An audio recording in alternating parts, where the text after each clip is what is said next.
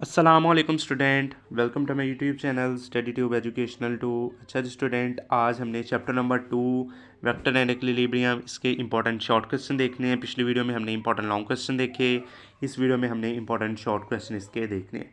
सबसे पहले तो इसका जो इंपॉर्टेंट शॉर्ट क्वेश्चन बनता है वो है वेक्टर और स्केलर। ठीक है जी, वेक्टर और स्केलर में आपने जी फ़र्क बयान करना है। बेसिक कॉन्सेप्ट है इसका, वेक्टर क्या होता है और उसके बाद इसका स्केलर क्या होते हैं। ठीक है जी, इसमें आपने डिफरेंस बयान करना होता है। पहला इंपॉर्टेंट ये है शॉर्ट। उसके बाद दूसरा इंपॉर्टेंट शॉर्ट है दो वेक्टर का रिजल्टेंट वेक्टर। ठीक है जी, दो वेक्टर का रिजल्टेंट वेक्टर हमारे पास क्या होता है। इंपॉर्टेंट तरीन शॉर्ट क्वेश्चन है। उसके बाद इस चैप्टर में से देखें यूनिट वेक्टर। ठीक है जी, यूनिट वेक्टर क्या होता है, ये इंपॉर्टेंट शॉर्ट क्वेश्चन है। उसके बाद देखें इक्वल और नल वेक्टर, ये इन दोनों में आपसे डिफरेंस पूछा जाएगा। इक्वल और नल वेक्टर में हमारे पास क्या फ़र्क है, इंपॉर्टेंट शॉर्ट है। ठीक है जी, उसके बाद इसमें जी जो इंपॉर्टेंट शॉर्ट क्वेश्चन है वो हमारे पास आ जाता है पोजीशन वेक्टर। ठीक है जी, पोजीशन वेक्टर हमारे पास क्या होता है, इंपॉर्टेंट तरीन शॉर्ट क्वेश्चन है, लाजमी से भी तैयार कीजिएगा। उसके बाद देखिएगा इसका जो इंपॉर्टेंट शॉर्ट क्वेश्चन आपके पास आता है, इंपॉर्टेंट शॉर्ट क्वेश्चन आता है टार्क के टॉपिक में से। टार्क क्या होता है, इसकी डेफिनेशन, इसका यूनिट और इसका फार्मूला। ठीक है जी, ये तीन चीज़ें इसमें से पूछी जाती है टार्क के बारे में, टार्क के टॉपिक में से।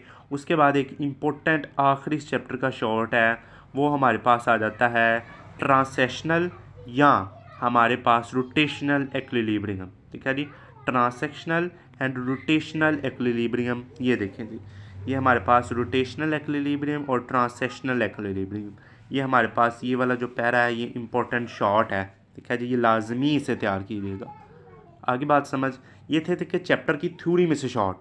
अब चैप्टर के जो हमारे पास एंड पे जो शॉर्ट क्वेश्चन एक्सरसाइज के होते हैं, पेपर में 75% क्वेश्चन आपसे एक्सरसाइज वाले पूछे जाते हैं इस साल।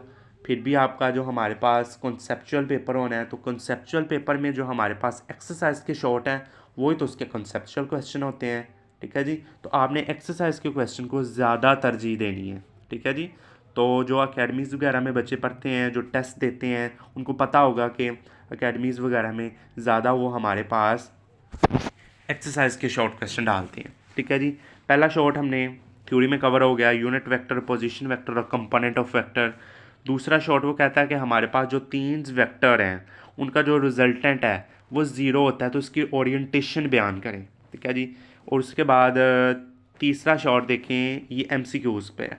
तीसरा शॉर्ट आपके पास MCQs में आएगा। ठीक है जी, अगर वो कहता है कि XY दो वेक्टर्स हैं तो दोनों ही अगर वो हमारे पास नेगेटिव है तो वो कौन से क्वाड्रेंट में आएंगे। और दूसरा पार्ट वो कहता है कि अगर दोनों के साइन अपोजिट हैं, एक प्लस है तो एक माइनस है, या एक प्लस है या माइनस है, तो वो कौन से क्वाड्रेंट में आएंगे। ये इंपॉर्टेंट है क्वेश्चन 3।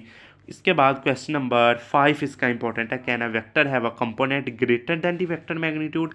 कहता है कि एक वेक्टर के जो हमारे पास कंपोनेंट है क्या वो वेक्टर की मैग्नीट्यूड से बड़े होते हैं, तो आपने इसको बताना है। उसके बाद देखिए क्वेश्चन नंबर इसका 10। ठीक है जी, question number 10, can you add zero to a null vector. वो कहता है कि क्या ज़ीरो वेक्टर को नल वेक्टर में ऐड किया जा सकता है, किया जा सकता है, तो इसको बताएं। क्या जी, क्वेश्चन 10। और आखिरी इसका क्वेश्चन है, क्वेश्चन नंबर इसका आखिरी क्वेश्चन, क्वेश्चन नंबर 21। ठीक है जी, question number 21, can a body rotate about its centre of gravity under the action of wait.